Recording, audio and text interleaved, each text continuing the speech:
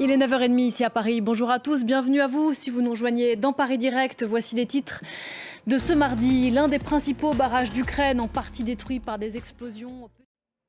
Depuis l'invasion russe en Ukraine, des craintes entouraient la sécurité du barrage hydroélectrique de Kakhovka sous contrôle russe à une 60aine de kilomètres de Kherson. Eh bien, ce mardi matin, le barrage a été détruit en partie sans que l'on sache à cette heure par qui. Alors que la destruction volontaire d'un barrage est considérée comme un crime de guerre, Baptiste Falvoz nous explique pourquoi ces inondations pourraient avoir des conséquences catastrophiques et pour les civils et pour les combattants. L'actualité en France, la 14e journée de mobilisation contre la réforme des retraites depuis le mois de janvier. Des manifestations sont prévues dans tout le pays.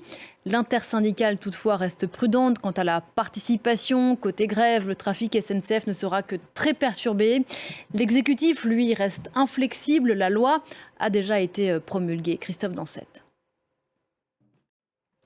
Nous sommes le 6 juin, la Normandie accueille ce mardi les cérémonies du 79e anniversaire du débarquement allié du 6 juin 1944. Il y aura bien sûr sur place des chefs d'État, dont le président Macron, et des vétérans américains à l'image de Jake Larson, plus connu sous le nom de Papa Jake sur les réseaux sociaux, où à 100 ans il est une star, un moyen de transmettre aussi son histoire à la jeune génération. Florent Turpin, Carole Lefrançois.